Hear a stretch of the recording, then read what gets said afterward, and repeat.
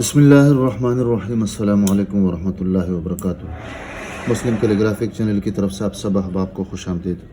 उर्दू ख़त नस्तालिक लाहौरी तर्ज तख्त नंबर 6 मुरक्कबात के ज़ेल में आज हमारी 5वीं वीडियो है जो त्वा और दाल पर मुश्तमिल है। त्वा से मुराद त्वा और ज़्वा है और सिर्फ़ इसमें नुक्ते का फ़र्क होता है, यानी ज़्वा पर नुक्ता होता है और त्वा पे नुक्ता कोई नहीं होता है।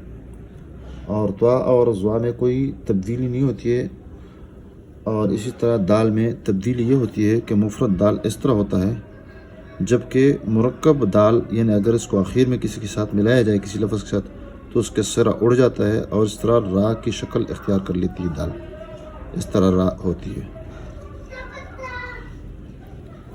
तो अब यहाँ पर सिर्फ हम ये बता देंगे कि त्वा को दाल के साथ जोड़ने के लिए हम क्या इस्तेमाल कर देंगे। तो हम ये भी बता देंगे कि बकिया हरूफ के साथ यानी बाकी जितने भी हरूफ होते हैं कभी एक इस तरह ये कुंडानुमा शक्ल इख्तियार कर लेती है और कभी इस तरह एक तिकोनी शक्ल इख्तियार कर लेती है और कभी कभार सीधा होता है। तो यहाँ पर हम इसको दाल के साथ जोड़ देंगे तो ये जो हिस्सा होगा ये प्यालानुमा या नाखुनुमा शक्ल ये इख्तियार कर लेगा। तो इसको हम कहाँ से शुरू कर देंगे। तो ये तकरीबन सत्र अव्वल है, ये सत्र सानी है, नशिस्त है और कुर्सी है। पैमाइश सत्र अव्वल सत्र सानी के दरमियान 3 कत का फासला है, यहाँ पर हमने बता दिया है। और सत्र सानी और नशिस्त और इससे नशिस्त और कुर्सी के दरमियान का जो फासला है वो 2.5 कत है। तो यहाँ पर तकरीबन 1.5 कत ऊपर इसका अलिफ शुरू कर देंगे और अलिफ इसमें हम लचक के कायदे के मुआफिक है, यहाँ पर थोड़ा सा शुरू से इसको टेढ़ा करने की कोशिश कर देंगे। हाँ ये है कि जब तीसरा कत इसका शुरू हो जाएगा तो इसको हम मज़ीद इसको टेढ़ा कर देंगे और फिर यहाँ से इसको फिर अंदर से तिकोनुमा शक्ल इस तरह बना देंगे और तिकोनुमा शक्ल बनाते बनाते इसकी शक्ल बन जाएगी तुख्मे कीरा की तरह, यानी कीरे के तुख्म की तरह, और बाहर से नाखुनुमा या प्यालानुमा शक्ल ये बन जाएगी। और ये वैसे आपको मालूम है कि दाल है, दाल की तरह है। हम इंशाल्लाह इसको तफसील के साथ अब इसको बता देंगे। तो ये जो पैमाइश होगी वो तकरीबन 1.5 कत लंबाई के अतबार से हो जाएगी और पौना कत तकरीबन ये चौड़ाई के अतबार से।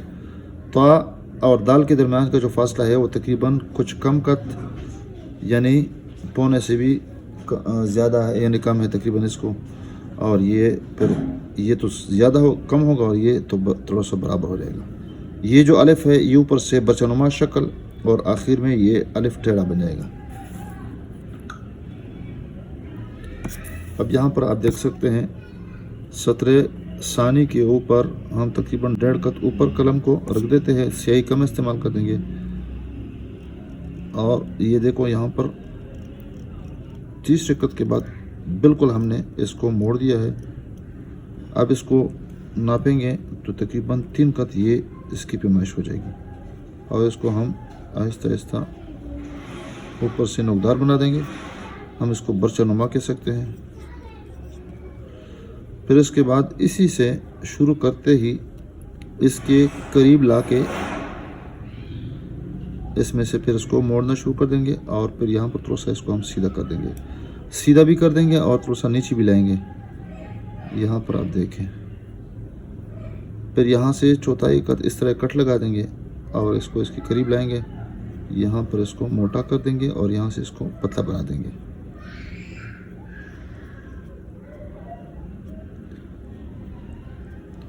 इसके बाद यहाँ से इसको हम वही शक्ल बाहर से अंदर से जो शक्ल है वो तुख्मे कीरा की मानद बना देंगे। तो और इसके साथ यानी ये जो लकीर है ये अंदर की लकीर है और यहाँ पर थोड़ा सा इसको हम इसके करीब लाएंगे और उसको कलम को हम थोड़ा सा तिरछा रखेंगे, ये आप देख सकते हैं, और थोड़ा सा दबा देंगे। जो ही इसके करीब पहुँचेंगे इस अलिफ के आखिर हिस्से के साथ इसको हम फिर गोल करने की कोशिश कर देंगे और यहाँ से ये हिस्सा गोल और प्यालानुमा हिस्सा ये बन जाएगा। तो इसको हम आराम आराम से थोड़ा सा मोटा कर देंगे।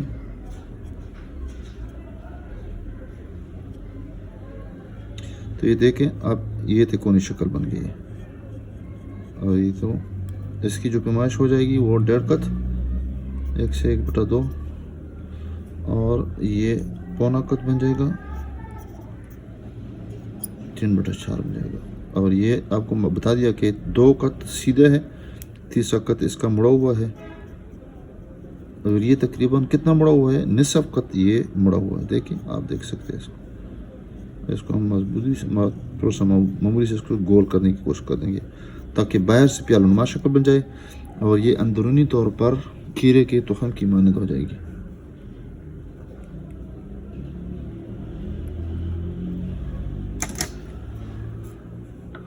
दूसरा हिस्सा इसका जो है वो दाल है और हमने शुरू में बताया कि ये दाल की शक्ल इख्तियार करेगी, ये रा की शक्ल इख्तियार करेगी और यहाँ से हम सीधा कर देंगे और फिर इसको इसके से थोड़ा सा फासले पे इसकी जो शक्ल है टुकड़ा नुमा या तिकोनी नुमा शक्ल इसको हम बना देंगे।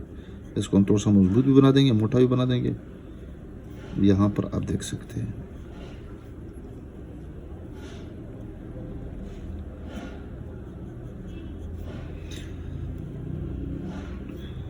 ये देखिए तकरीबन 1/2 यानी निसफ कत ये है।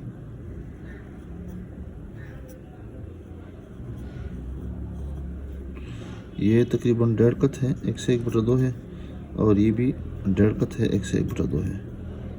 ये इसके सीध में हम इसको सीधा ला देंगे।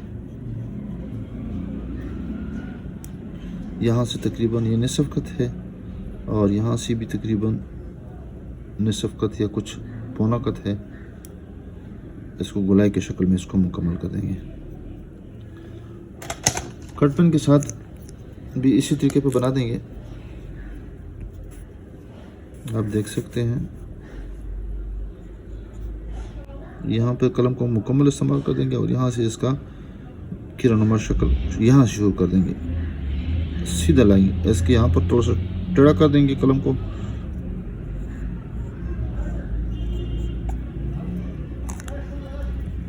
मार्कर के साथ भी इसी तरीके पे बना देंगे।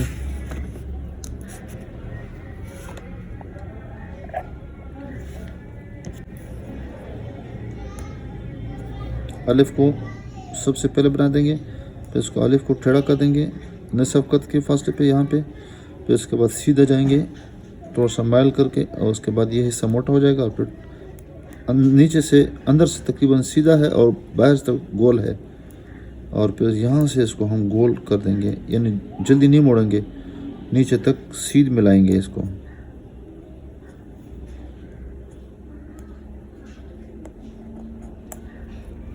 दोबारा देखें इसको।